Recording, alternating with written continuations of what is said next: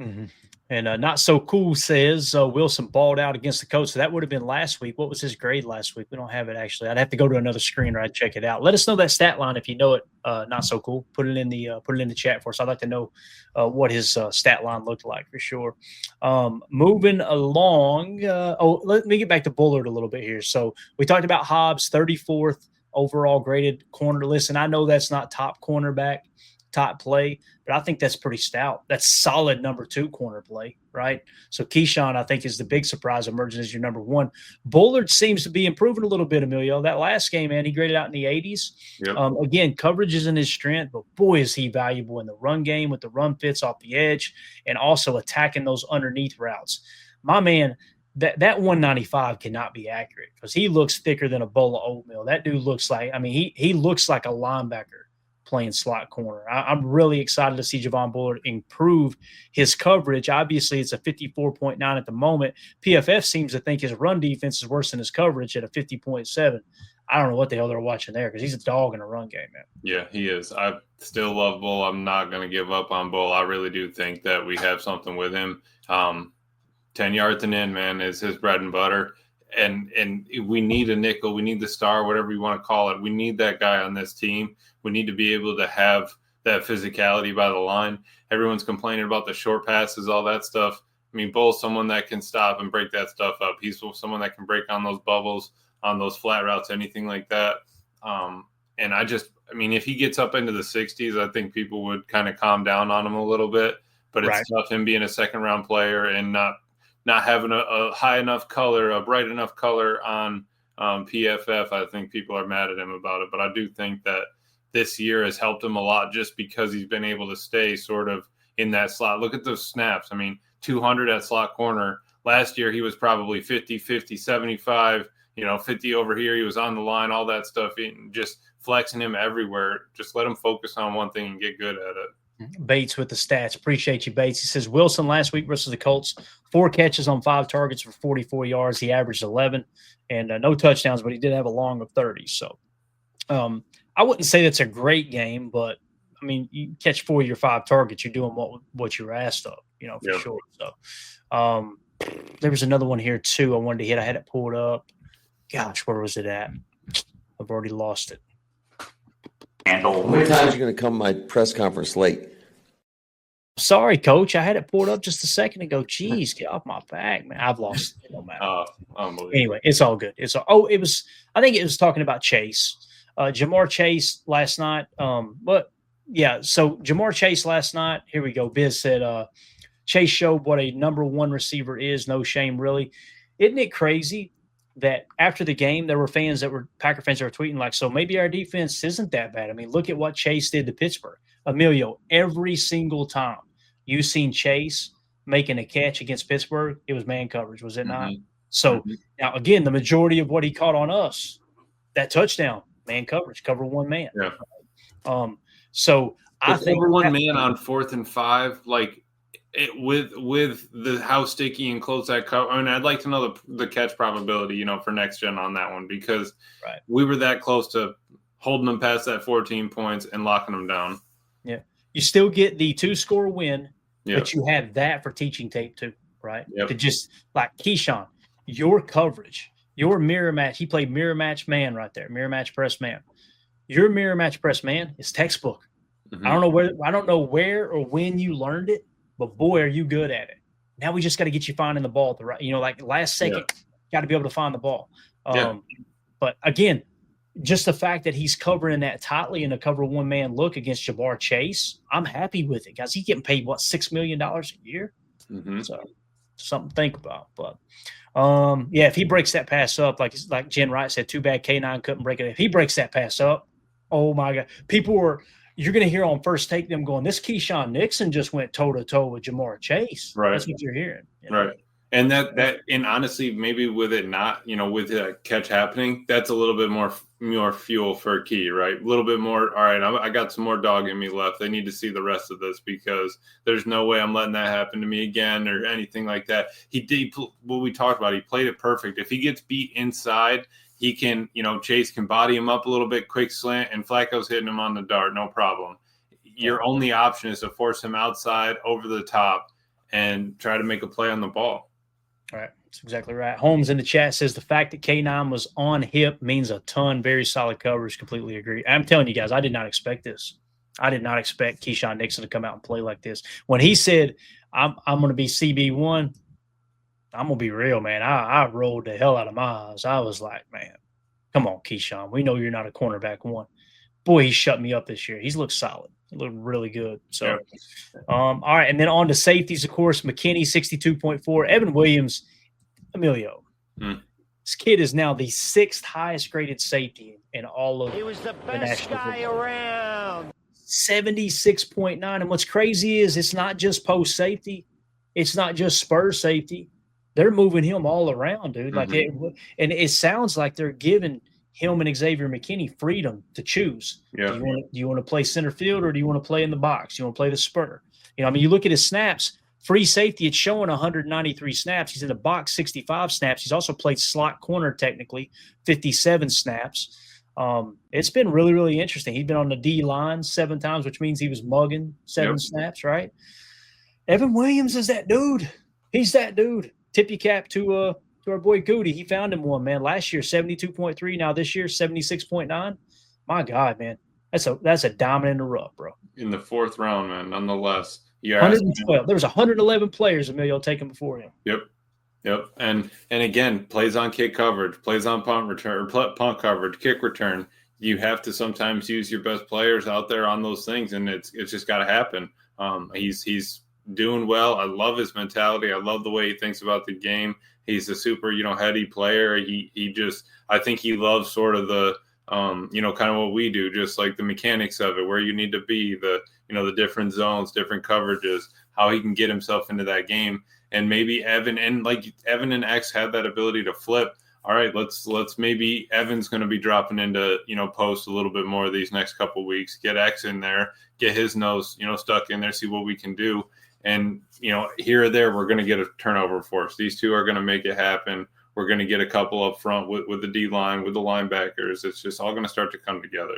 As Jen Wright says in the chat, no sophomore slump with 33. No way, no how. Completely agree. And Reef makes a great point. CV was able to break up that pass. What does that say? It says he's got a hell of a grid is what it tells me. He does. I'm telling you. But that's the beautiful thing is we're sitting there breaking down this lineup, Emilio. We're not even talking about Carrington Valentine, who's technically on the bench here. Yep. And boy, oh boy, I love me some Carrington Valentine. When he gets an opportunity, is it just me, or does it seem like when he's on the field, he just flashes, he shows up like that one pass break. Now, has he played perfect? Absolutely not. But the fact that he had that pass breakup was really impressive on Jamar Chase. So, yeah. CV's been a dog for us. I was just looking. His coverage grade for the year so far was a 76.1. He's been targeted 16 times, only 9 catches, 56% receiving for only 99 yards, 11 yards a catch. He's been a dog for us, man, and he's not getting mentioned a lot. Yeah, he's maybe not playing as much, but he's also not getting mentioned a lot, which means as a corner, probably having a good game, probably doing pretty decent. That's exactly right. And his defensive grade, overall PFF grade, I know you mentioned his coverage grade is 76.1. Overall defensive grade, 72.9. He's holding his own. Yeah. Hell of a year here by Carrington Valentine. All right, let's move along to the Packers offense against the Cardinals defense. All right, let's start on the Packers side and look at the offensive line real quick. From left to right, Rasheed Walker, 60.5. Aaron Banks, 43.4.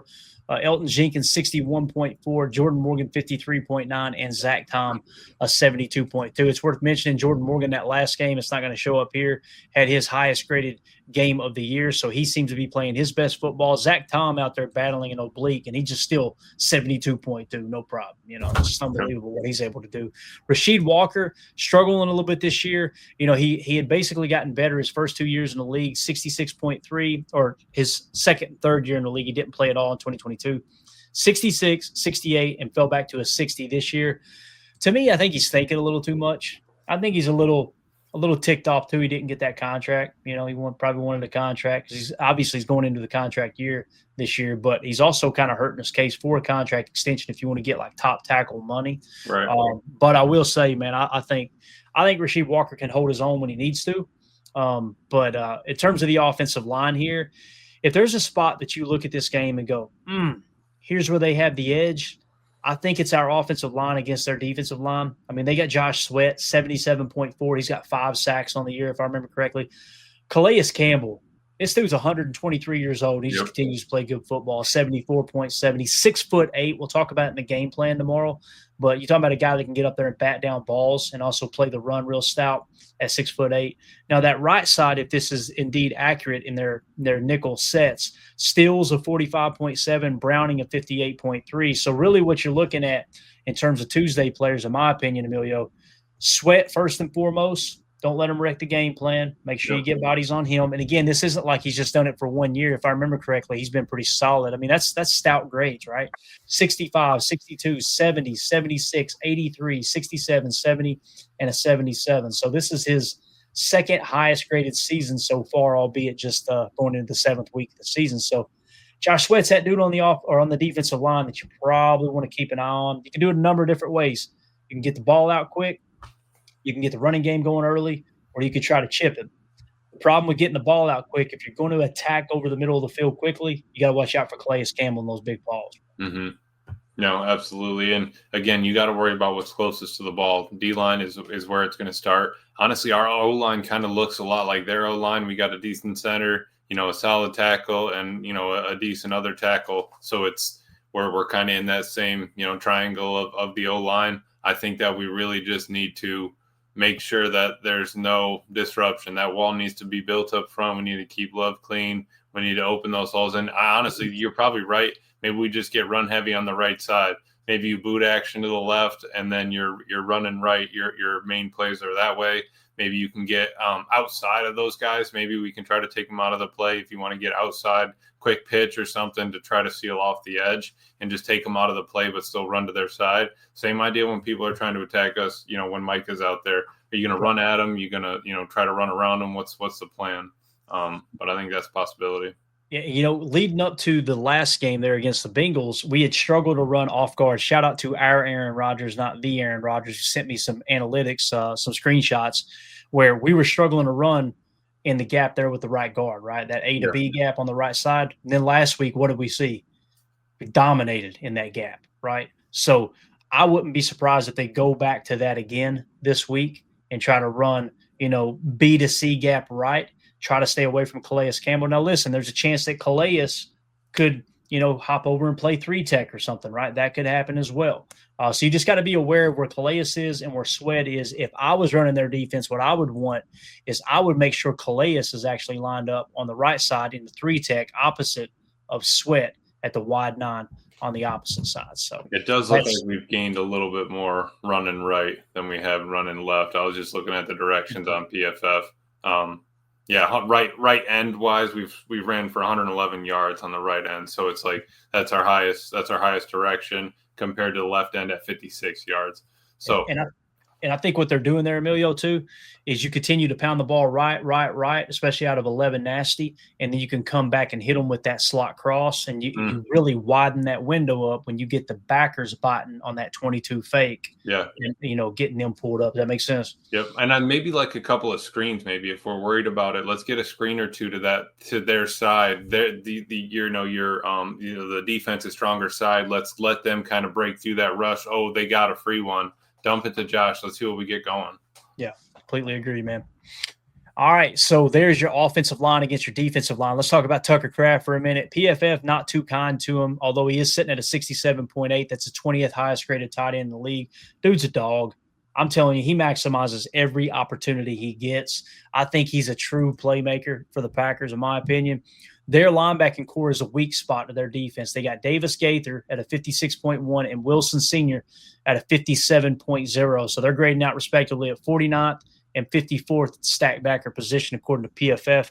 Tucker Kraft could have a big game here, man. Could have a big game. If you continue to show that 22 run, go 22 duo, 22 duo, 22 duo, 22 fake, get those backers biting up. Really like Tucker Kraft's chances there on a slant or maybe even an angle route if he is playing off the line of scrimmage a touch. Right. Maybe a little backside dig at the second level and just drop it into him. You just get the ball in his hands because that's where he's lethal. I mean, that's where he can get busy. And you saw it would get us 7 points, right? So I think It's not, maybe it's Matt, maybe it's Jordan, maybe it's everybody, but we just need to get the ball to the open player. I don't think we can force feed anyone. Obviously, we want to get it to Kraft. Maybe we do a couple of those. Remember that fake double screen both ways, and then you drop it up for the middle screen to Tucker. It's like, let's bring a couple of those back. I know Matt's not going to use them all. We got to save the playbook for the year going on, but we just kind of need to just keep it up, keep dispersing the ball as best we can. Yeah, just keep moving, keep spreading it around, man. And again, don't listen to all the hoopla about should we get this player involved, that player involved. Forget that stuff. Now, Josh Jacobs. Someone's going to get hot each game, right? Just follow the hot hand. So this is just absolutely awesome. Josh Jacobs is officially the number 2 graded running back in all of the NFL right now at 82.1. I mean, he started off kind of struggling a little bit. Now, we all know, watching the tape, it was the offensive line struggles. It was a run scheme struggle. It wasn't like, what was Josh Jacobs thinking there? If anything, he's getting yardage that wasn't there, right? Yep. But now all of a sudden he's up to an 82.1. His receiving grade is what's crazy, Emilio. 87.9 elite receiving grade. And you've seen it last week, obviously, where you've seen Jordan pressure in his face, little stutter step in the backfield, get the backer to bite a touch, dump it off, let Josh Jacobs do the rest, man. Josh Jacobs he's having a hell of a season, man. I'm excited to see how he continues to improve as the year goes along, and Jordan Love continues to get on the same page with the likes of Matthew Golden. Right. Looking at that 92.3 from last year, 82.1 is not bad at all, man. I'm super happy with Josh. He's had a tough go at it running wise with the way this O-line's been banged up and not being able to open some of those holes.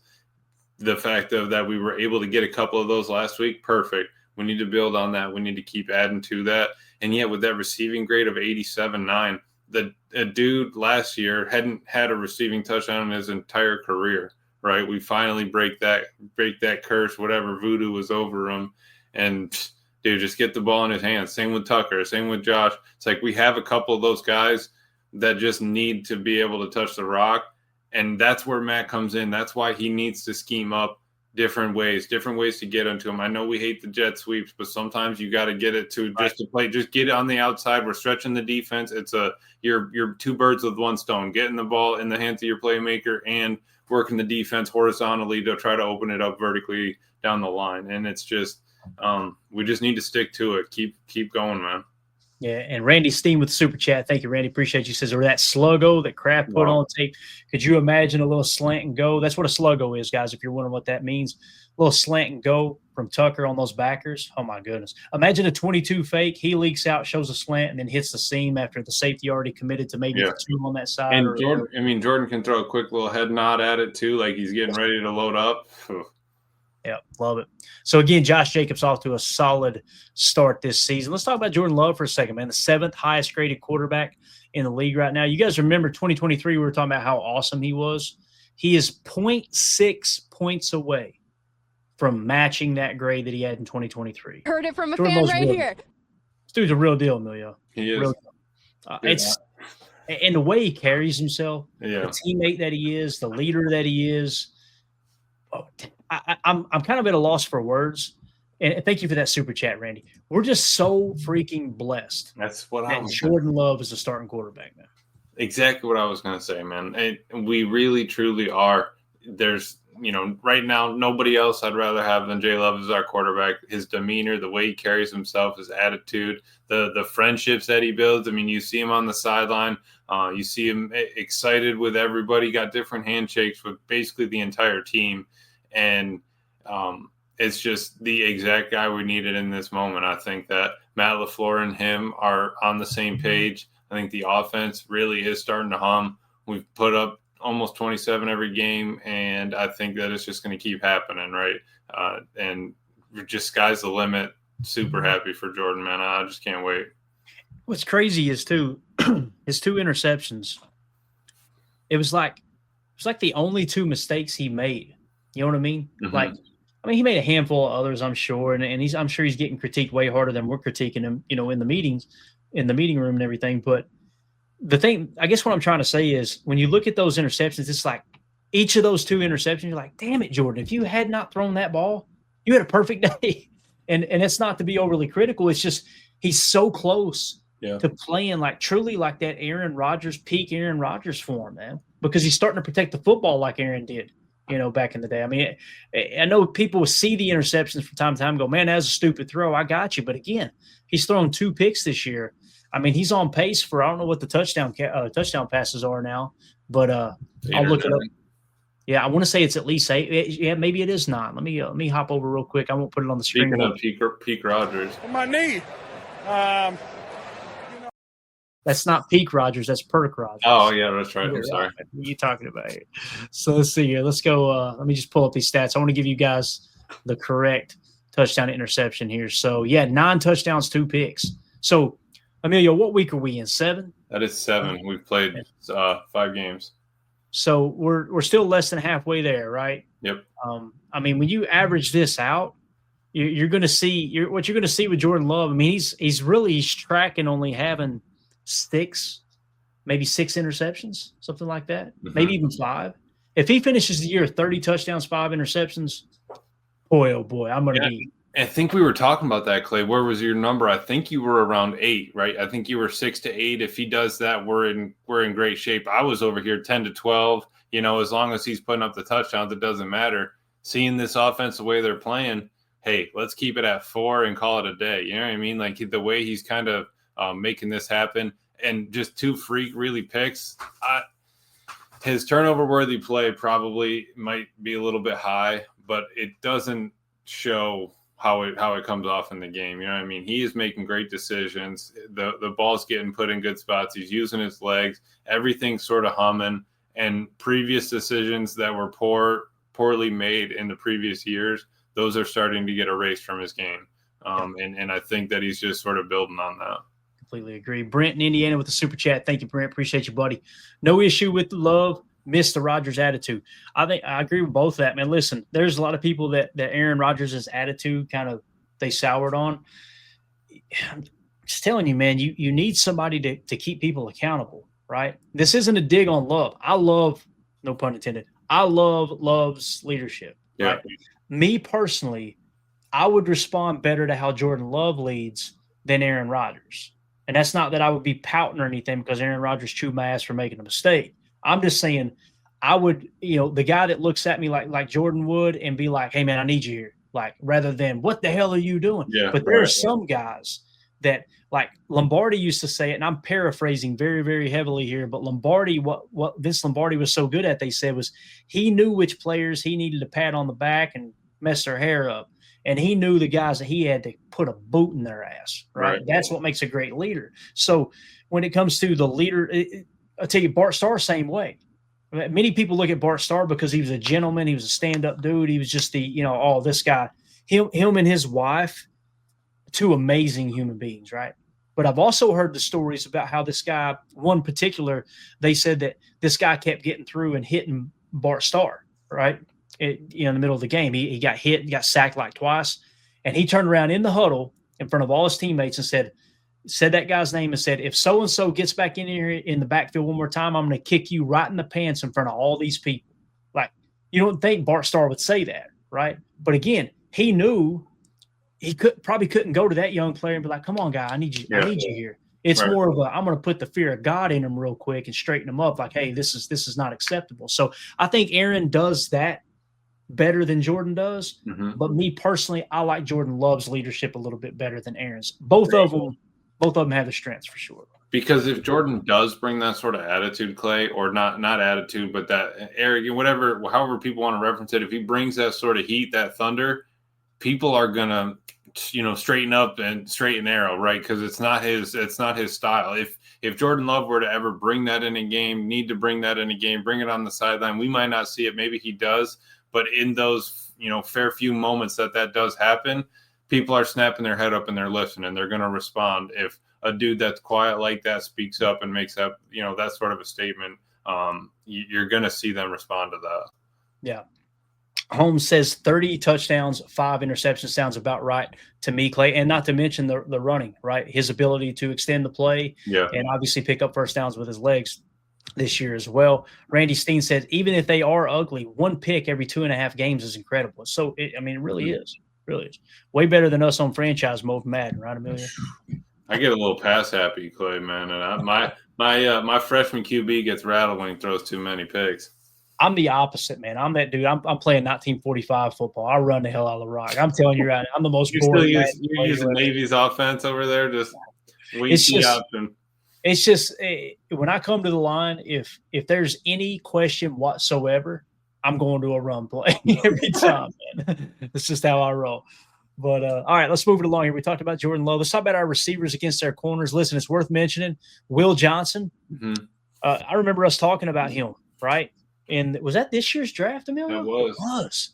So Will Johnson, is he healthy now? Did he play last week? He did, week 6, right? Yeah. Because he was banged up. So he played, 50 snaps? Yeah, so he played 50 snaps last week. And the week before he played, it looks like a 40, what would that be? 50, however many, 50-plus snaps, right? You guys can tell I'm from Kentucky. I don't count Will.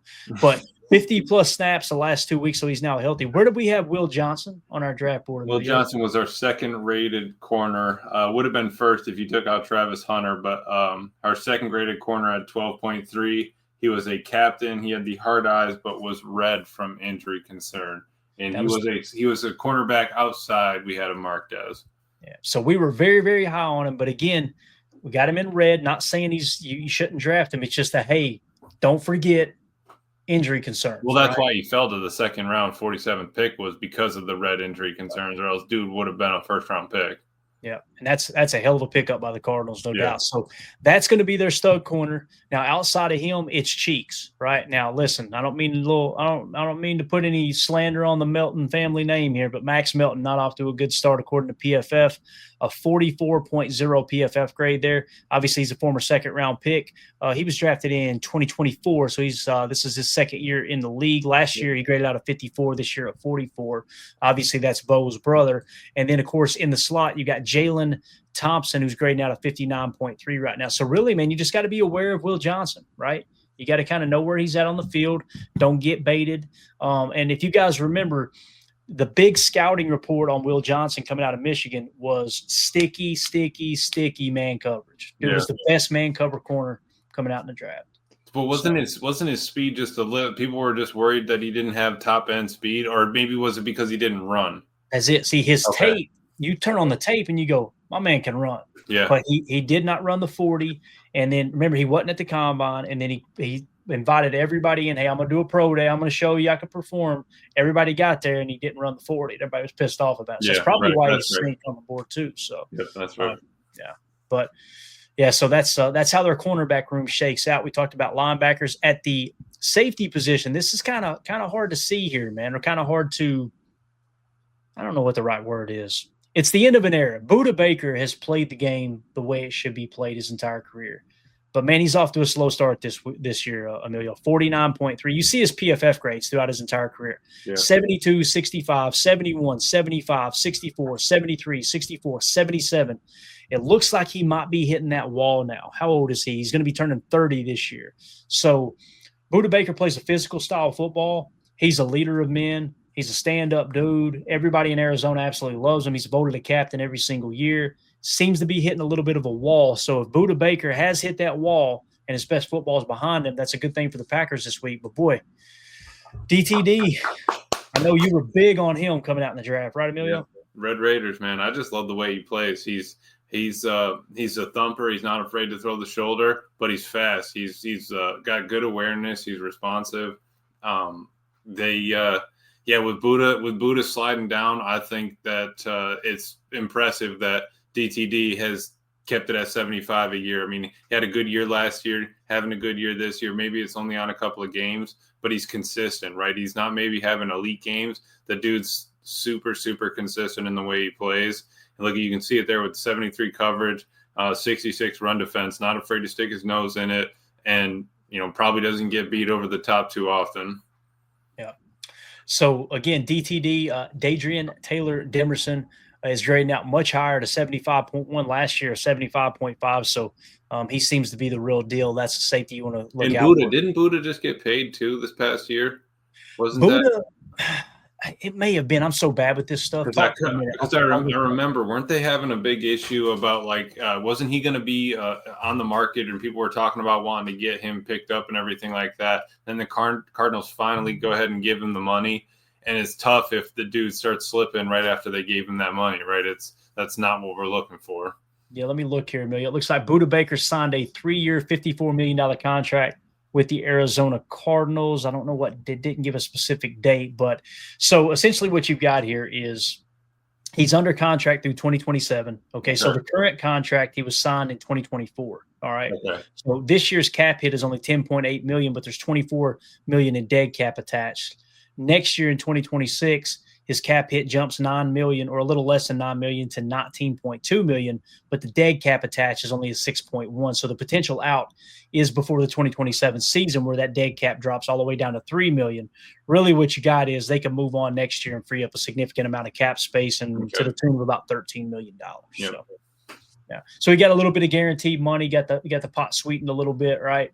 And it looks like his best football is behind him now. Tough to see, but you can kind of see it, though. You got Campbell, you got Budda. Not that they're super old. That's an aging team, though. They have a little bit of age on that defense there where, it's not going to be sustainable forever.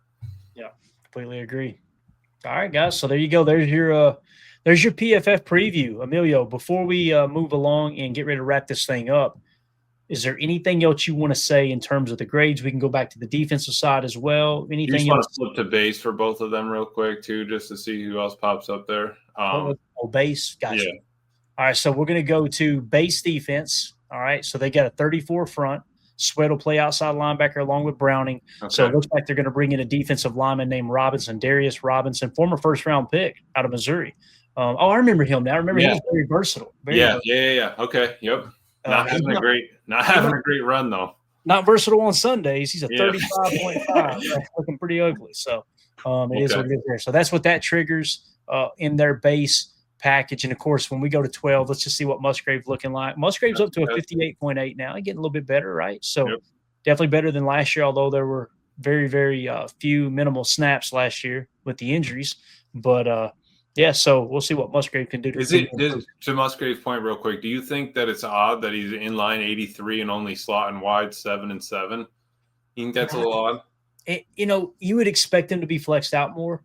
I don't find anything odd with his coaching staff, though. That's fair. I'm the one saying Jordan Morgan needs to play left side, and they think totally the opposite. Right. So, I'm not going to sit here and pretend like I know more than them, but I'm with you. When I see inline more than the slot and more out wide, it just seems kind of strange, right? I'm with you on that, dude, for sure. Let's see here. So, there's our 12. And again, I want to be very, very clear here. I hope we stay in 11 personnel. Yeah. This team is different in 11 personnel, man. It's what they're good at. I don't know how you feel about that. No, I think you're spot on with that. I just brought me to the attention just because of last night's game, watching the Steelers, man. It seemed like every single time they were in a passing set, it was 2 tight end, 2 wide receivers, and a back. And they just flexed them out wide and just ran with it. But I was just trying to see where we were kind of sitting with that one.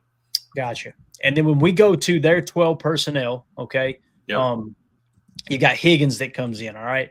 If you want to read that off real quick, I'm going to try to pull up on the side here. I want to give you guys an idea of how much 12 personnel they actually run. Tell everybody about Elijah Higgins because he's off to a solid start. He's 11th highest graded tight end. Yep.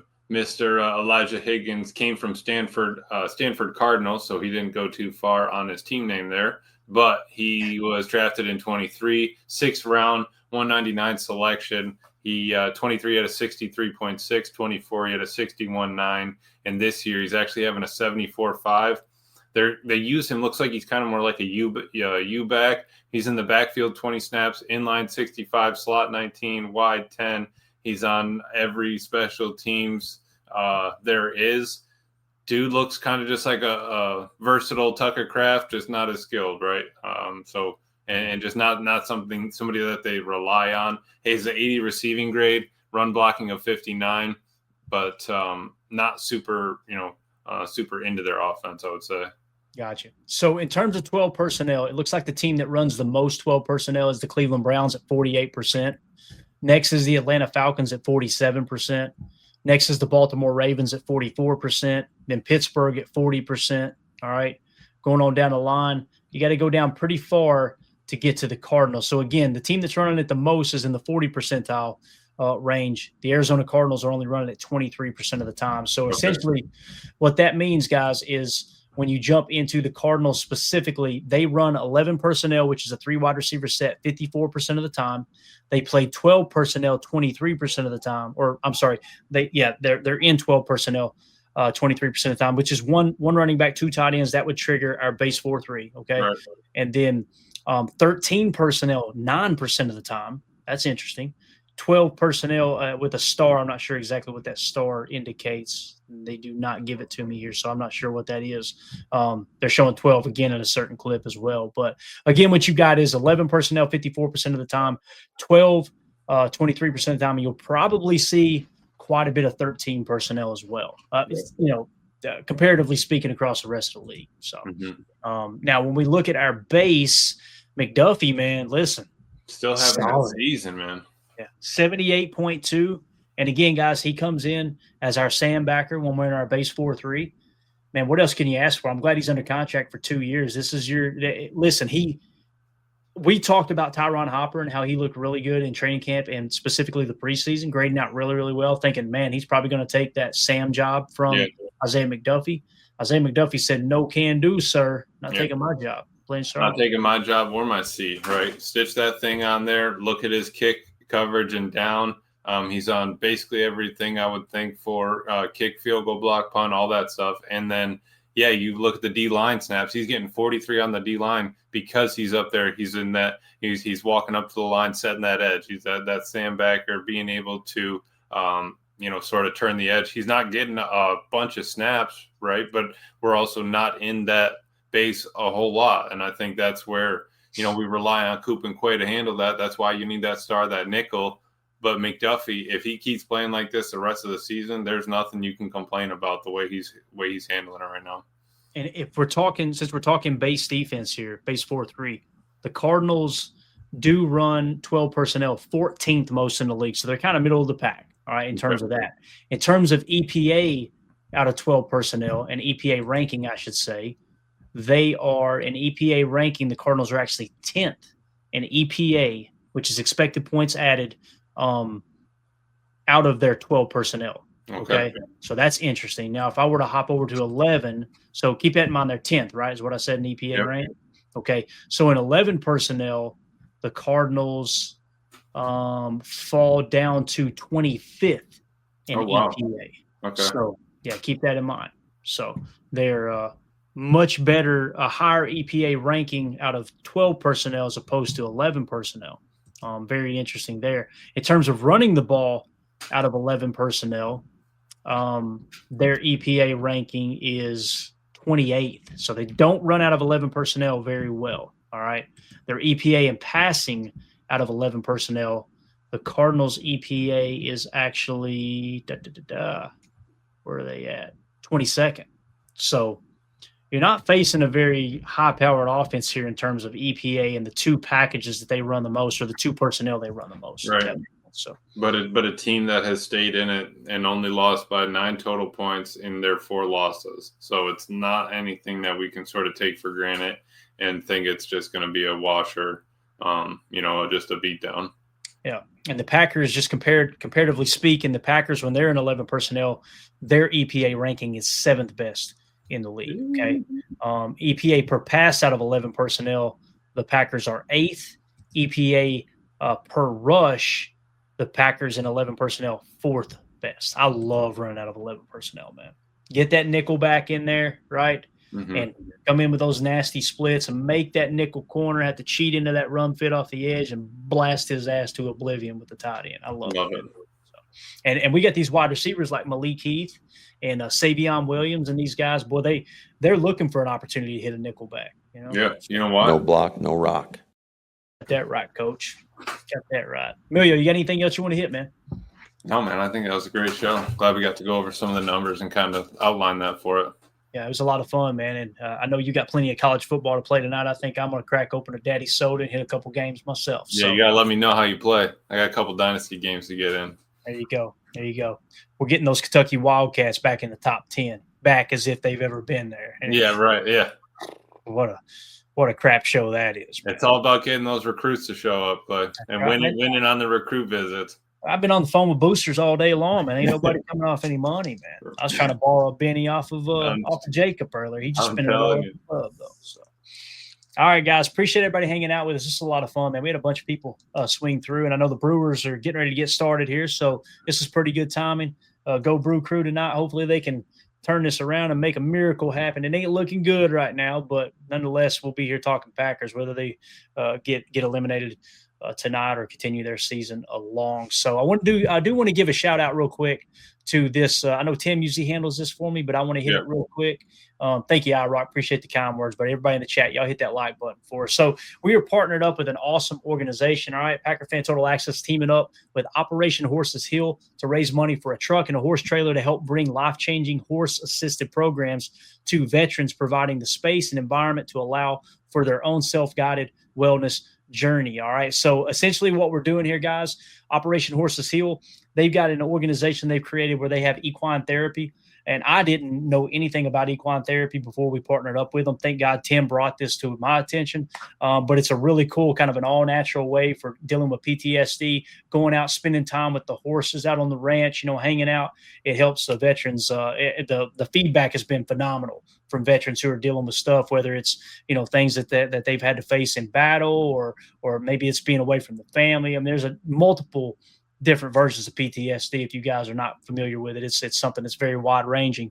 But what they're doing is, like I said, looking to get a horse or a trailer and a truck so they can take these horses on site to other areas rather than have the veterans come in. It's just a way that they can reach more veterans along the way. So what we've done is I've got a white, it's actually hanging right over here on the wall with a certificate and everything. I'm going to pull it off the wall and mail it out to whoever wins it. But we're donating an autographed away white Romeo Dobbs jersey, okay? Certificate. I just caught the ball. Everything along with it. So anybody who donates, every donation is an entry to win an autographed Romeo Dobbs jersey, okay? So anybody who donates to this cause, that's you're going to get yourself entered into the contest to win that autographed jersey there, okay? So again, you can actually check that out. I think we got a QR code. Tim's so much better at this than I am. Right there, just scan that QR code in the upper right. Or you can also go to this website right here. Thank you, Emilio. OperationHorsesHeal.org/forward/how-can-I-help/ or the easier way on my Twitter account at Packers_access. I've got a tweet pinned to the top of the page. Click right there. You'll see Tim's tweet as well.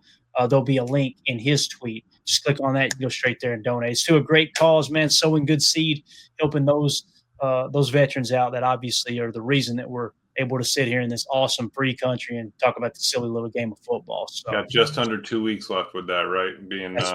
Friday. Yeah. You're stopping it on the 28th? We're going to run it through the month of October, so we'll take it all the way up to the 31st, and then we'll do the drawing the first week of November. Perfect. So you got 2 weeks. 2 weeks left. All right, we got to hurry up before Halloween. Get it in. Help them. Help everybody that's helped us. Right.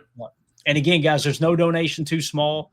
And also, if you don't have money to donate, feel free to just spread the word. Right. That helps too, right? Let's send as much traffic to OperationHorsesHeal.org as we possibly can. Because I'm telling you, man, I think many people think they're not valuable, that they can't help, that maybe their word of mouth advertising isn't good enough. It's BS, man. Anything you can do to help. I always say, man, if you ain't got money to donate, then donate time to somebody, to helping someone. If you ain't got time, you probably got money because you're working so damn much. You got plenty of money in the pocket, but you ain't got time to do anything, right? So either way, man, time and money is what it's all about, helping each other out. So, all right, we're out of here, guys. We'll see y'all tomorrow, 6 p.m. Central for PTA Live. The goal tomorrow will be to hit the game plan. I'm going to tweak it a little bit more. You guys can check that out over at patreon.com/PackerFan Total Access. $3 get you access to everything there. Also get you entered into other giveaways, which the post-game show this week against the Cardinals, we're going to be giving away an autographed Javon Bullard rookie card, okay? So the way that works is if you're a member of the Patreon group or a member here on YouTube, we put everybody's name on the wheel, spin that sucker, whoever it lands on, we'll mail you out an autographed card. So that's the way that works. Just a way for us to give back to those who are supporting the Patreon community and the YouTube member list here on YouTube. So, Emilio, appreciate your time, bub. Absolutely. Love to be here. Everybody have a great night. As always, let's go out and be the change we want to see in the world, and go Pack. There we go. Bye, guys.